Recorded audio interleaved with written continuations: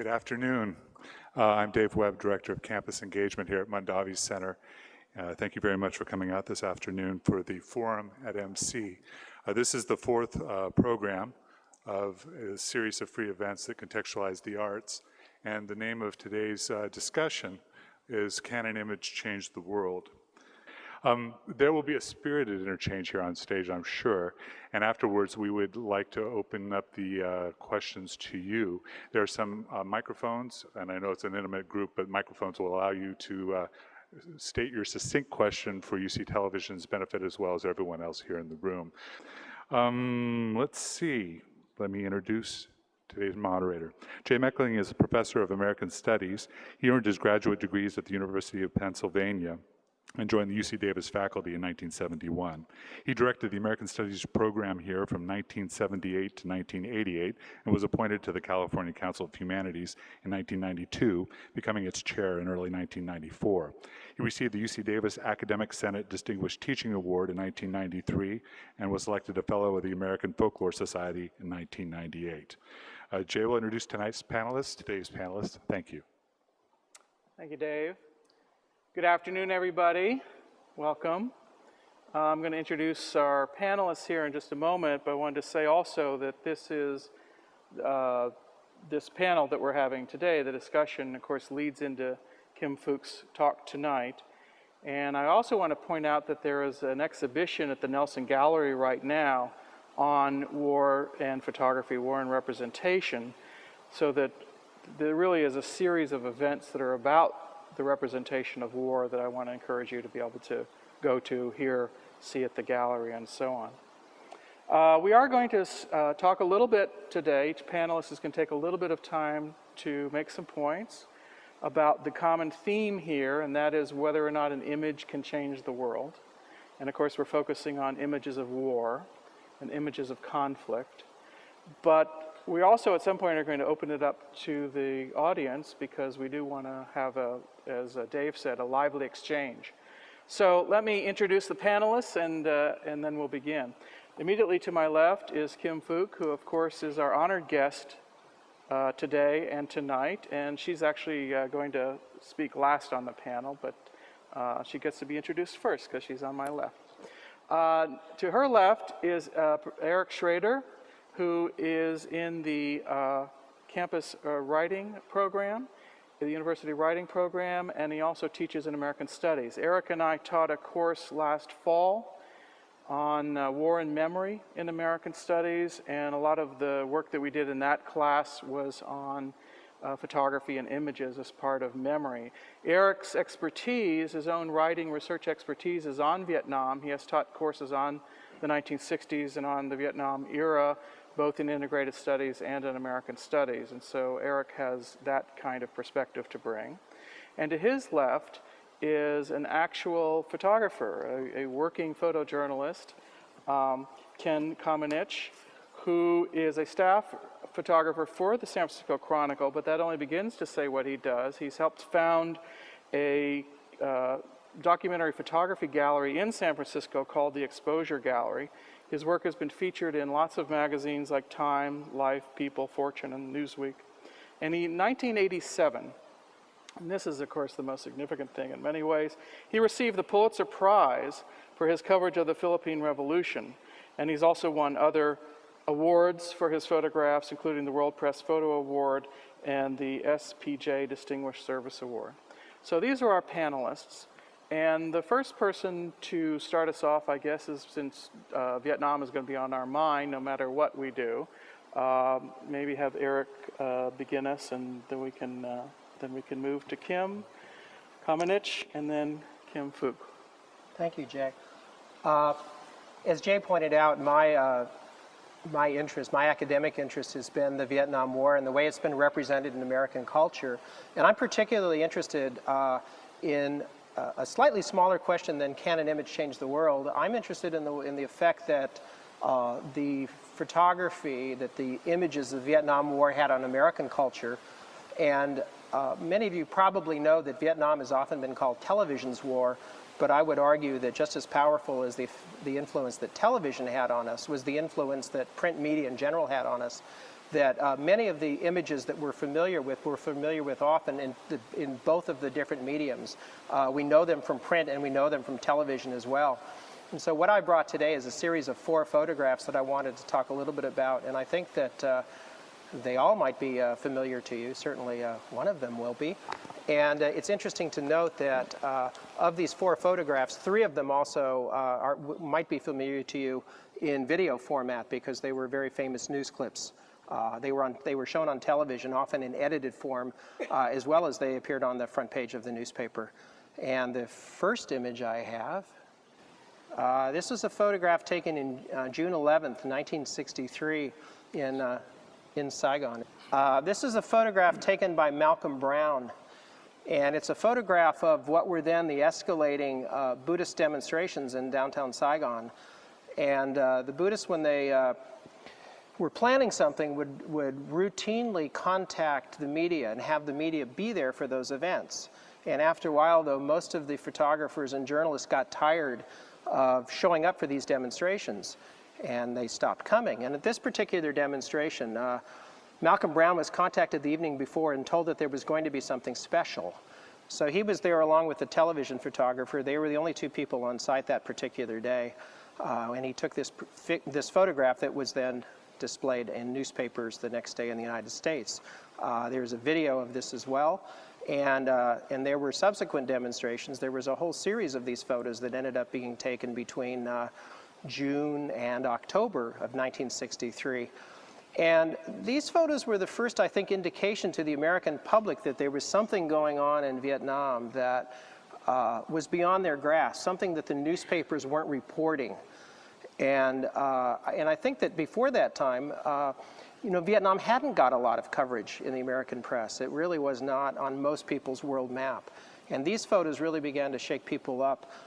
And the other thing that shook people up, I think, was the kind of commentary that these photographs produced. The most memorable comment about this particular photograph was Madame Nhu, who was the unofficial First Lady of South Vietnam, whose brother-in-law was responsible for trying to suppress the Buddhist riots. And her comment on this particular photograph was that it wasn't anything to be excited about. It was just another Buddhist barbecue, was the way that she described it. This next photograph was taken in 1967 by an Army photographer. There are similar photographs taken, as Kim pointed out to me earlier, there's a very famous one by Larry Burroughs, who was one of the most famous of the American photographers, the journalistic photographers. This one was taken by Ron Haberl, who was actually an Army photographer. He was assigned to the particular unit doing this. In 1967, this became a kind of standard operating procedure in the war. It was known as a search and destroy, and when the military went into some villages that were seen as being in VC controlled areas, they were told that they could pretty much do what they needed to do to eliminate resistance in the area. And so part of the standard operating procedures in some areas was to simply level the village, was to get out your Zippo lighter and set the hooches on fire. The interesting historical note about this particular photograph, it's taken in one of the My Lai hamlets, which of course were to become famous a year later when the events of the My Lai massacre became known publicly. One of the interesting asides about the My Lai massacre, of course, is that the man who really made it newsworthy, who brought the story to us, was Seymour Hersh, who many of you are probably now following in a lot of the reporting that he has done on the Iraq War. The interesting thing from my point of view as somebody who has studied the period is that when Hersh began to break the My Lai massacre story, and public opinion polls showed that most Americans didn't believe the story, that they thought that the media was fabricating this particular story because they didn't think that Americans were capable of that kind of behavior. This is probably the most famous image. This and the next one are probably the 2 most famous images of the war. This was a photograph taken by Eddie Adams on February 1st, 1968, at the height of the Tet Offensive. It shows the chief of police of Saigon. His men have just rounded up some Viet Cong suspects And this picture is what it looks like. He simply walked up to this man and took out his pistol and shot him in the head. This particular event was actually captured on video as well, and was actually shown on the news. It is probably the most famous video image of the Vietnam War. This and the images of the helicopters being pushed off of the ships at the end of the war. Remains a very powerful image for a lot of veterans who saw that particular image. But this image was actually shown on national TV the next morning. In the actual video image, when the suspect is executed, if you ever see the original photography, it's horrific. There's arterial blood coming out of his head, and so the network actually edited for television. They cut away and they fixed the pictures so you didn't have to look at the most gruesome part of it, but it was pretty evident what was happening. The interesting thing about these photographs, of course, that were taken during the Tet Offensive is that before the Tet Offensive occurred at the end of January 1968, the majority of American people supported the Vietnam War. And within 1 month after Tet, the public opinion polls had turned against the war. And of course, that's when President Johnson came out and announced that he would not be running for re-election. And that was really unprecedented in American politics at the time, that you would have a sitting president who was not running for re-election. And a lot of historians have argued that the media coverage of the war was partly responsible for that decision on Johnson's part. The final image is the one that we're really here to talk about today. And I think at this point I'm going to let this image speak for itself, and we're going to move on to the other panelists. Good afternoon. I'm here to talk about the business of image making from the photographer's point of view. Ernie Pyle, in his book Here Is Your War, talked about what he did as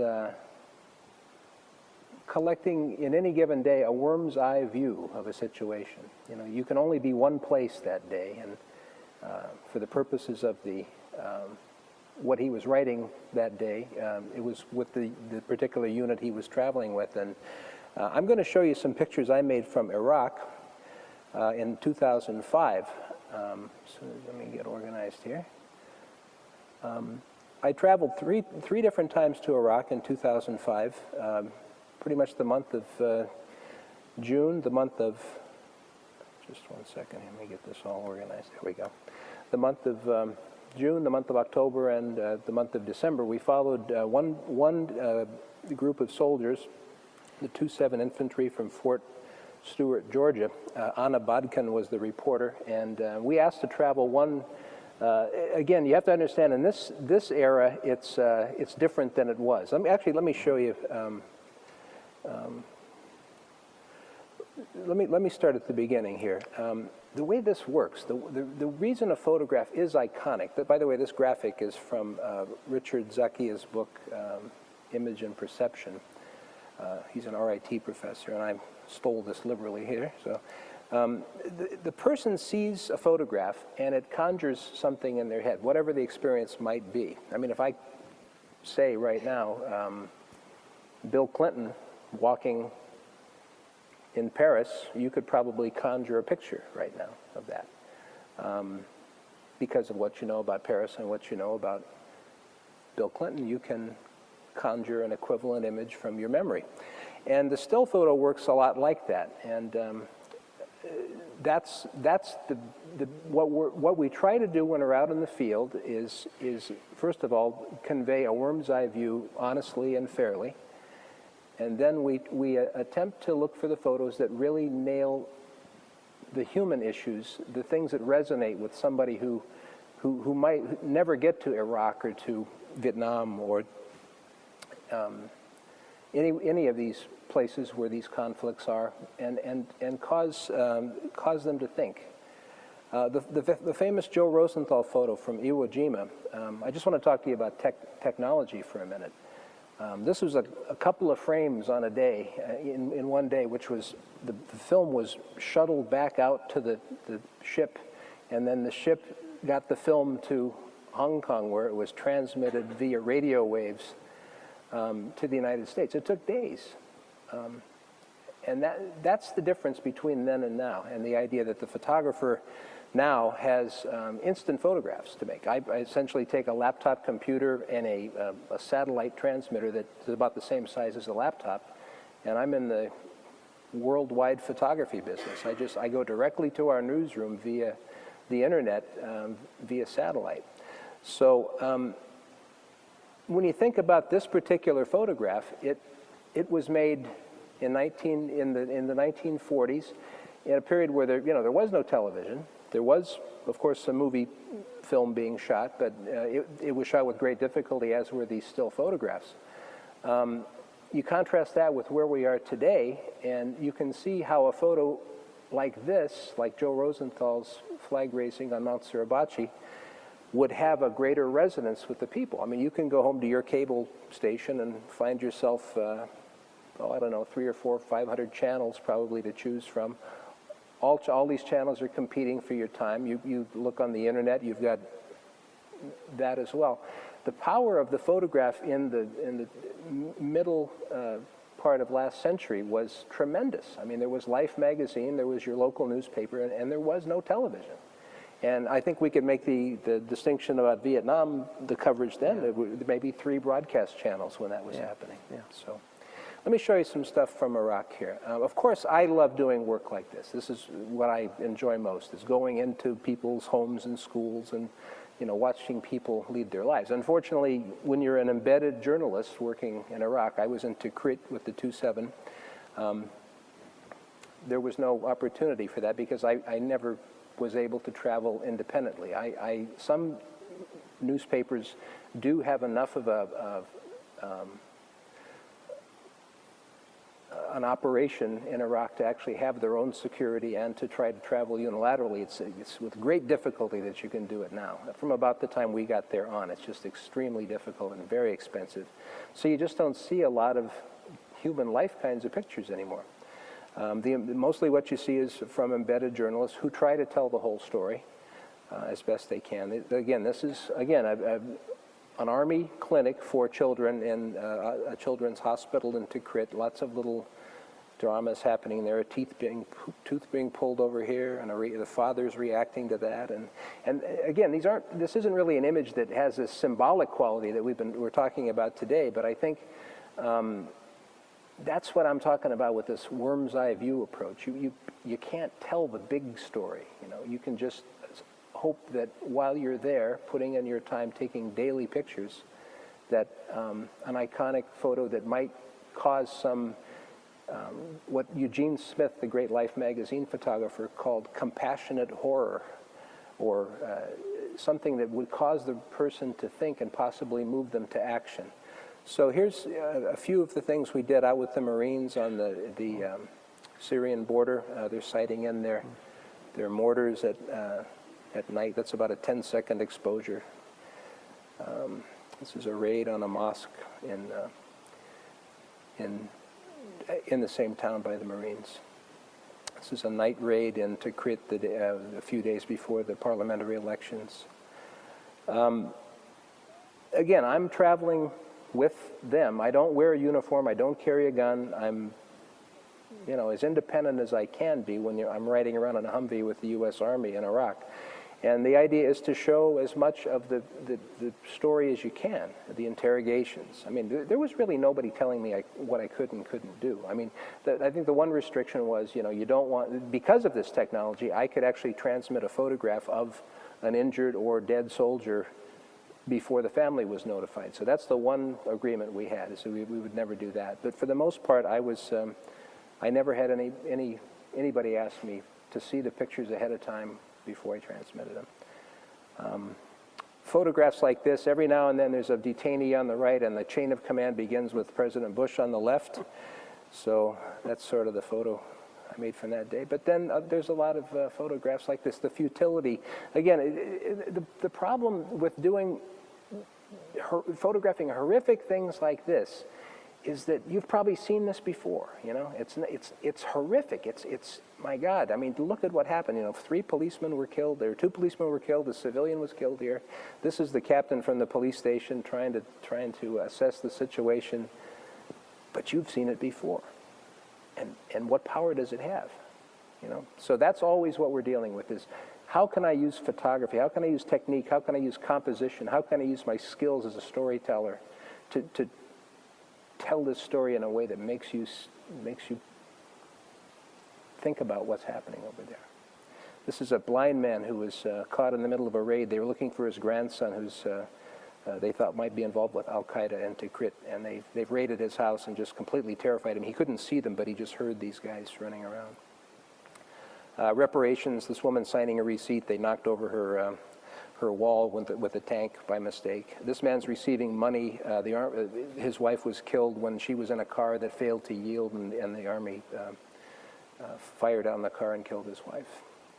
And, you know, in terms of the icons, this is during my tour there. I can't say that I've got anything that measures up to the types of photos we're going to be talking about today, but again, I did what I thought was best as a journalist. Is I went over and I put in my time, and I think we'll be talking about the photographer Nick Ut. Again, just a tremendously brave, long-term commitment by Nick and his when he was working there. And I mean, the photos are just the result of that, just the amount of time he was there and the level of commitment. So. I just very briefly wanted to show you something on the internet. I mean, this is essentially where it's heading right now. Is the whole the internet is absolutely where it's all heading. I mean, I'm currently shooting video as well as stills, as well as you name it. I've got everything going. Let's see. Do I have my web page here? Let's see. So typically a newspaper on its website will have lots of options now for the storytelling. It's a matter of, but in the case of Iraq, I did sound as well as video, as well as my still photos that I was assigned to do. So that's one of the things we're up against now is the fact that there are amazing possibilities by carrying little digital video cameras as well as audio recording equipment. And so most newspapers at this point have some sort of a little multimedia site going here. This is an example of a night raid into Tikrit that I photographed as part of one of those. There it is. So this is, again, transmitted through a laptop on the internet. So. We got told to execute a raid tonight. We were going to have 6 consecutive houses.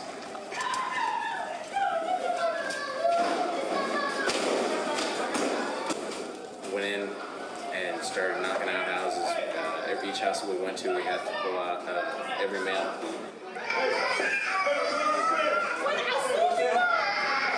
So you can see the sort of the other possibilities that are there for us now. It's not as though I need to be a big TV crew anymore, traveling, you know, with 15 different boxes of gear. Now I can work essentially with my still camera and maybe one more little thing on my shoulder that allows me to work like this. And the sounds are there, and the action is there. So again, that's sort of where it is today, coming from the 4x5-inch speed graphic negative that was shot on Iwo Jima to the type of technology you see today. And that's sort of where most photojournalists are working today. Thanks, Kim. Kim Phuc. My turn. Your turn. Wow. I don't know what I have to say. But my picture is 1,000 words. Actually, I'm really thankful for that picture. It's a powerful gift for me. I never thought I was that little girl and became who I am today. It's a lot of work, but let me say something, the beginning of that picture. When I ran out of that fire, I thank God for the first thing I learned, that my feet weren't burned. So I could able to run out of that fire. And then photographer, he was there. Even I never know. So one more thing I learned in that day, I call photographer is Uncle Ud. He's my uncle now, a part of my family. He not only to do his job, to take a picture and then run away, but also he helped me. As I learned that, he rushed me to the nearest hospital, and he left me there, and he ran to his dark room, so to make the film and to have that picture. And then he went back to my village to learn what about my name and what happening. And he followed up my life forever. It's just not only the job the photographer doing, but it's about relationship. It's a wonderful, it's a really powerful, and I can learn that. One more just amazed me, that he was very young. He's about 22 years old. And he followed up my story. And then actually about myself, about 10 years later, I realized that that picture is a really big impact the entire world. And when I saw that picture for the first time, I was shocked. I just came back from the hospital. My dad showed me, he cut that picture in the newspaper, and he showed me, that is your picture, Kim. And I said, oh my goodness, it's so ugly. It is terrifying. And I couldn't believe that that is my picture. And of course I have to realize that true, because my brothers running with me, and another side is my cousins, and I was in the center, and I got burned like that. I don't know how to say it, how terrified I was. I learned a lot from what happened to me. And I'm so grateful for the picture right now. I could able to go back to work with this. This is my choice. And I work for peace. Because I realized that even myself, when I saw that picture, I'm so amazed how Uncle Ud, the photographer, he dared to be very close to that fire. He should be killed, but is he a really hero in that moment? Because I saw on the film, they filmed everything that happened in that moment. The beginning, the airplane dropped the bomb, and then the bomb exploded, and I was from the fire, run out of that fire, and I saw, it seemed like a soldier, but I'm sure that Uncle Ud, yeah, he was there, just very close. Yeah. It's just amazing. I think it's, right now, it's a wonderful thing that I learned that a lot of people, maybe, I may show the picture that I have a second picture to offer you right now. When my friend took another picture with my son Thomas, as he's here, with his first birthday. And I said, wow, so beautiful. So I say, I have to create something connected with old picture. So I can explain to you about this picture. The picture that you see is here is a picture of the symbol of war, and I had no choice. But this picture is a second picture. I have my choice. It's a symbol of love, of hope, and forgiveness. Okay, I get into the picture. You see my back? And I put the old picture on. It means I still carry on my past. I won't forget it. And then you see my scars with all my back, and compare with beautiful skin of my Thomas.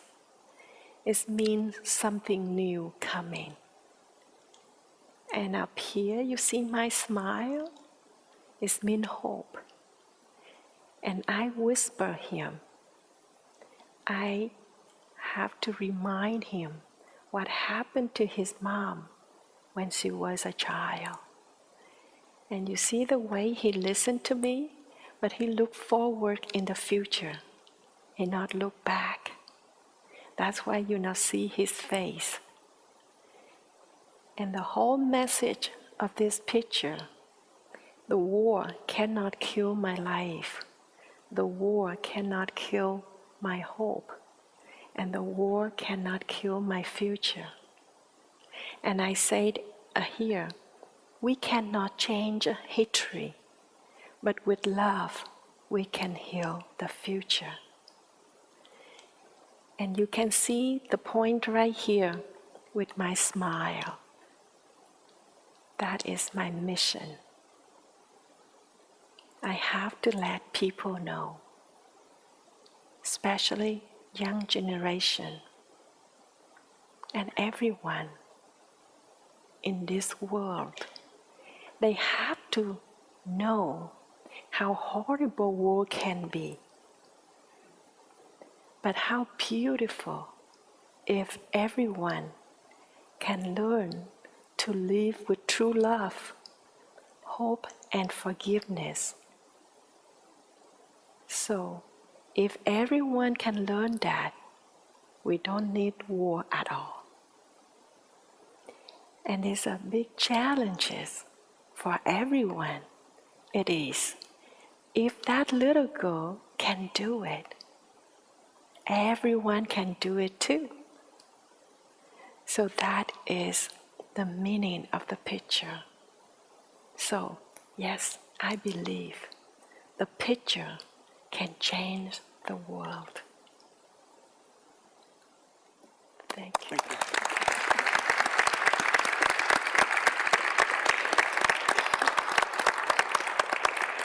You should know too that a Canadian documentary filmmaker has made a film of Kim's story, and I guess it's going to be available through A&E Network. Is that right? So there's aside from tonight's lecture, there's also a documentary that you can go and watch that elaborates Kim's story of reconciliation and forgiveness. So I thank her for bringing that to us.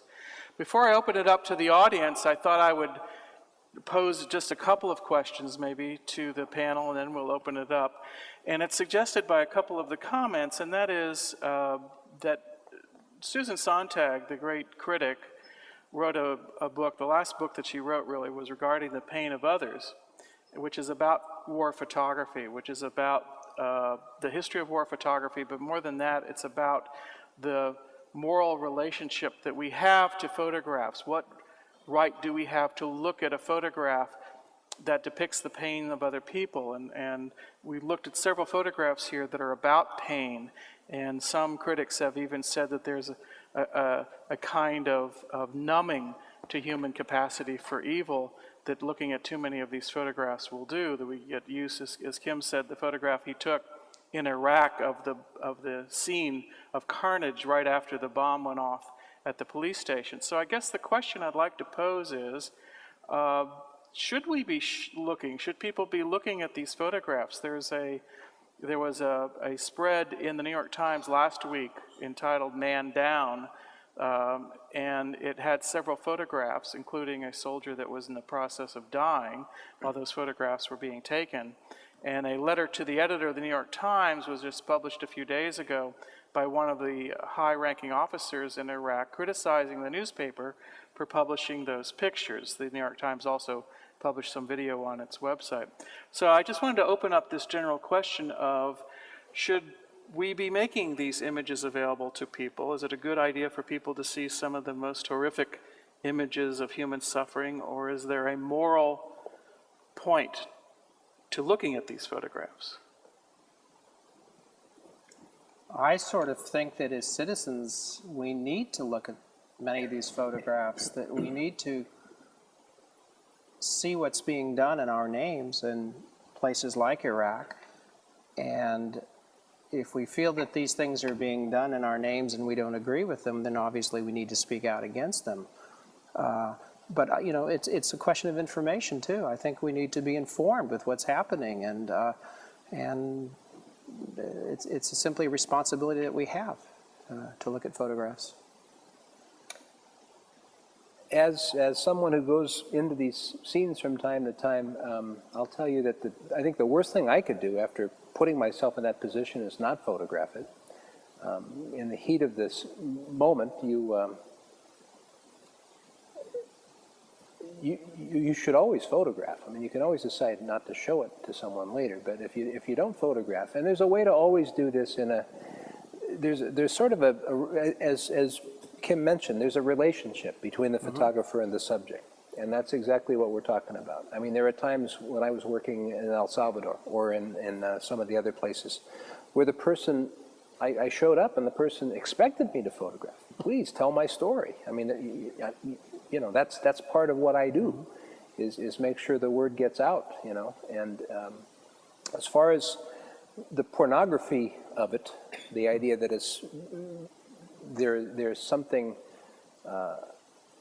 exploitative or voyeuristic about it, I can certainly understand some people, especially those in the military, understanding that they don't want to participate in that. I mean, when I was getting credentialed in El Salvador, that's what the guy said to me. He said, I'm not here to provide bodies for your pictures. I just want you to know that going in. And that always stuck with me. And the point is, there's a very literal, forensic way to do this kind of work. And then there's a way that will stop people in their tracks and make them think. And that's what we really are out there to do. Did you want to comment on that, Kim? No. Thank you. Do you? Well, I think it's a tough question. It's a tough moral question. The way that Susan Sontag puts it is that we have to earn the right to look at those photographs. And so that opens, of course, the whole question of what does it mean to earn the right to look at one of these photographs, and does that mean that you, in looking at the photograph, then have to commit yourself to doing something about the scene, working in some way in relationship to the scene.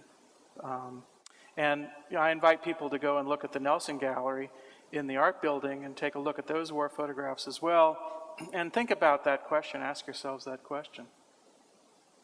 I wanted to ask another kind of question, and that is whether people like professional photojournalists like Nick aren't going to be put out of business pretty soon. You showed us some of the technology. There already is a book of photographs done by American soldiers in Iraq, with cell phones now that also are cameras, and with all the digital cameras. We know that the Abu Ghraib photographs were vernacular photographs taken by people. Between blogging from the soldiers and photography from the soldiers, are they putting professional photographers and reporters out of business? Are we reaching the point where the participants themselves are going to be the primary documentarians of the event? I think a lot of it has to do with proximity. I mean, like, as I mentioned, you can only be one place. I mean, the difference between what you see from a CNN studio or any network summarizing what happened in an entire country or an entire planet over the course of a half hour is one thing. What I get is those guys that day. And if you take the idea that there are guys all over Iraq with their cell phone cameras happening to be in different places, somebody's going to come up with a picture that's going to be the picture that tells a story about Iraq that day that I couldn't tell because I simply wasn't there. So of course there's that, but you know, I think that what we're trying to do on a higher level in a way, I guess, not so much a raw feed level, and it doesn't really matter, you know, what kind of camera you're using if a plane is crashing into the World Trade Center, you know. It doesn't matter. It doesn't matter how many years of journalism school you had. You know, if you're there, that's the picture. So we invest a lot of effort in researching where to be and how to get these photos home in a timely manner and in a way that will again, the hope is always to, you know, inform and motivate the readers. I mean, that's what we do best, I hope. There was a film just out recently called The War Tapes. Has anybody seen it? Anyway, it's an example. It was entirely shot by the soldiers. And exactly. I mean, there are situations where I was essentially in most of those situations, even the behind-the-scene situations in their CHUs or their housing units and things. And there's just certain pictures I can't make. You know, it's sort of a little tango you're doing. I mean, if I take a picture of a guy in his underwear doing something strange, that's going to have an effect on what I get to do the next day when they leave the base and go do, you know, their jobs. So again, there are some of those kind of gotcha pictures that I experience and sometimes photograph, but sometimes don't show. Point is, it's about getting to the picture I really came to take, which is a picture that says something about this point in history with regard to daily pictures in a newspaper. You know, what can a daily newspaper do about that? So it's a tough call because there's all sorts of gotcha stuff out there, and it has to do with where you are. And yeah, I get some of it, and you know, it's not newspaper stuff. I mean, that's the bottom line. A lot of it's just not newspaper stuff. One of the things that worries me a little bit, and then people may want to comment on it, and then we can open up to the audience, is that I know that a lot of young people, college-age students, let's say, aren't actually looking at a lot of images.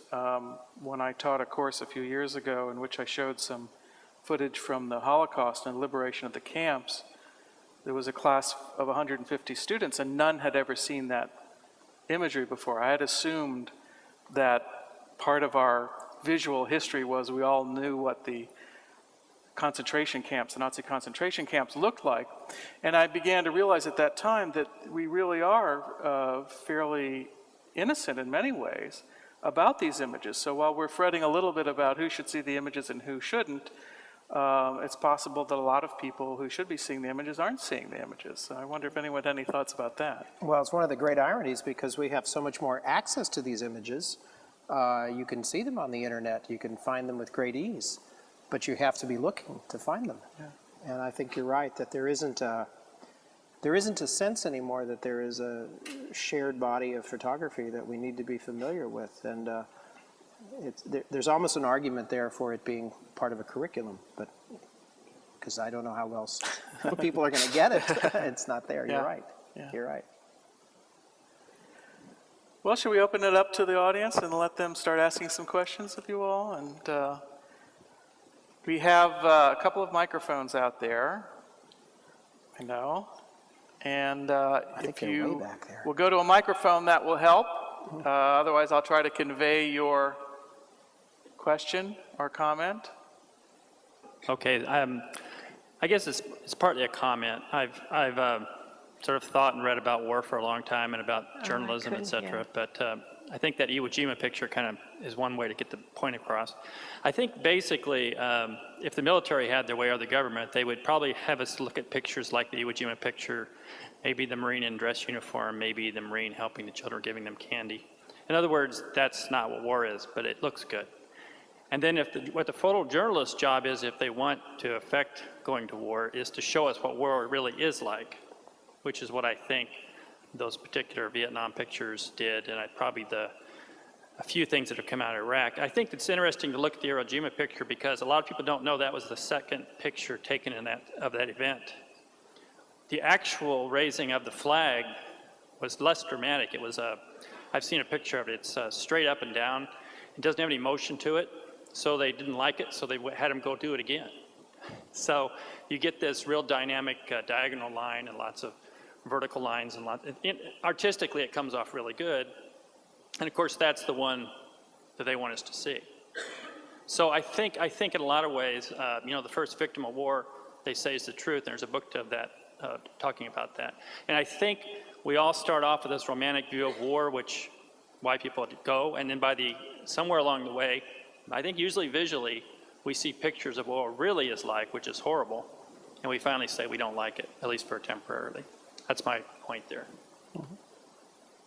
It's hard. And part of that point there is this whole issue of authenticity, what counts as a photograph of what really happened, because we count on photography to capture a truth of a moment, and right now the truth that a photograph captures is sort of in question. I mean, as you say, the famous Iwo Jima photograph has a whole history to it. There's a whole book devoted to the story of that photograph, but we could probably choose a lot of other more recent photographs around which that same story would be true. We would have to ask, to what extent was something posed?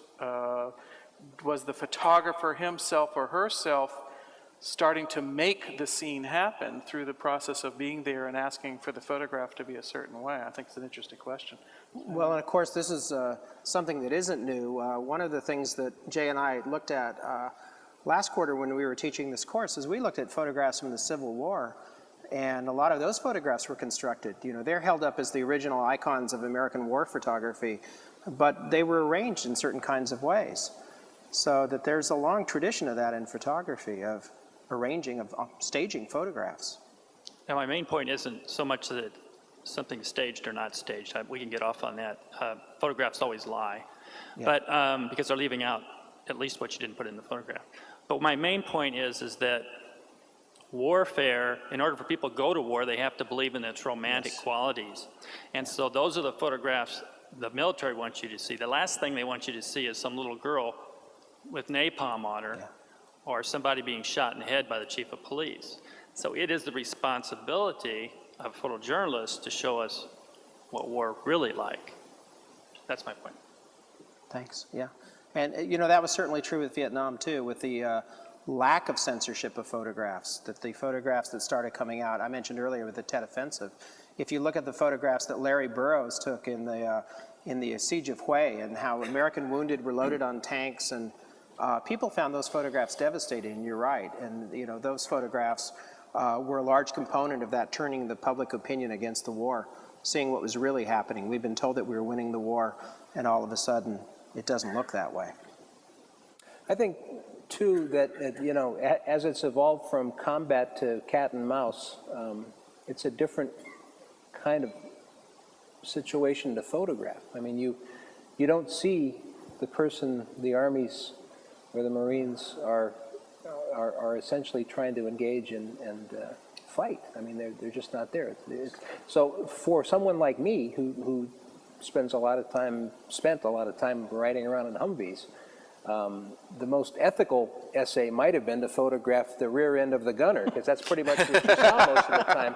Or I know of a photographer who did an entire essay of a little square window that he photographed all these different sights through, because that's essentially what they do, is they get in their little spaceship for hours at a time, and that's the reality. And it doesn't,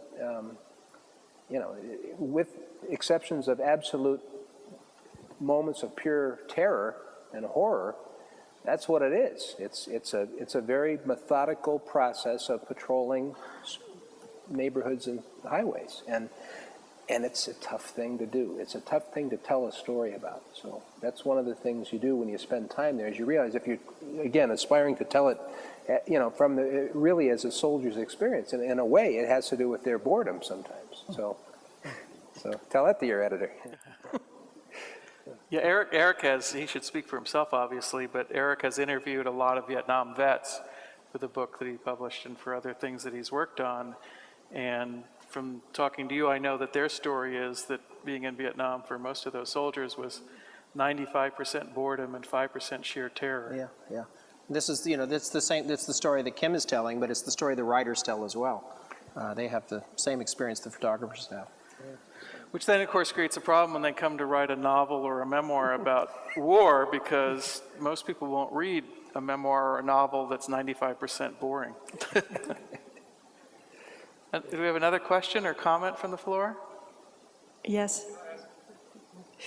Yeah. Thank you very much for coming. It's very moving for me to be in the same room with you. My question is, I've always been moved by that photograph, and it is the little girl, but also the boy on the left with his mouth so distorted. And I believe you just said that was your brother. Could you tell us a little bit more about him? She's asking about this boy here. Oh, okay. This is my brother's. He's older than me, and this is younger than me. It's my brothers and my cousins. They all living in Vietnam, but this one, he passed away 2 years ago in Vietnam. Oh, I'm sorry. Yeah, I really miss him. It's hard for me. Now talking about the picture, I know he's gone. It's hard. Thank you. 2 years ago, after my brother died, I decided I have to go back. And I took my family, my 2 boys, my husband, went the same place when they dropped the bomb. And it's just amazing. Like 33 years later, at that moment, I'm so grateful that it's different. I'm so happy to see my husband, my children, they in that moment with me. It's wonderful. And my family is so happy to see me again. It's a lot of change. Yeah. So what do you think about Vietnam right now? They change a lot. And actually, I think it's a war is ending.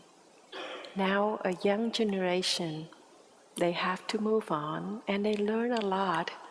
Of course, they have a lot of things have to be done, but I think it's going a good thing right now. As in the news, you see Vietnam is open, a lot of relationship with another country. So I think the war it's been there, but it's not they not focus on anymore. Yeah.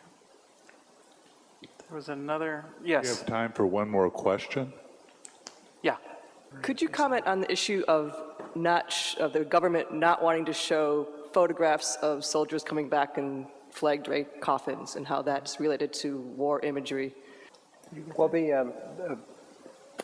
there was a great effort to prohibit the press from photographing the coffins as they came back, but you'll find that last year the Pulitzer Prize for Photography was given to a photographer who did nothing but photograph the Marine Corps unit that helps the family receive the bodies.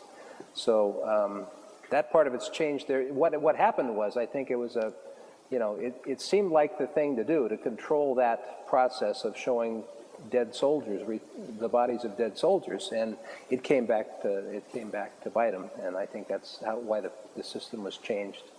And it really has to do with the process of where in the process it is. I mean, if the family has received the body and it's a funeral, it's okay. But so the thing about that's just changed recently, it's the Denver,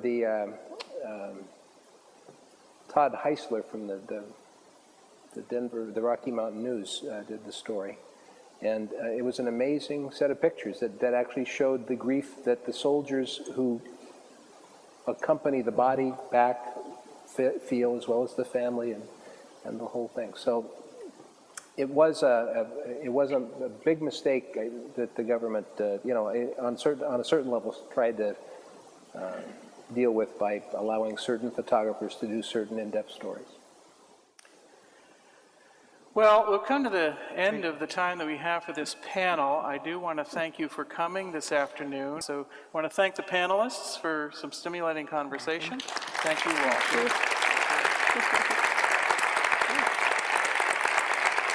Thank you.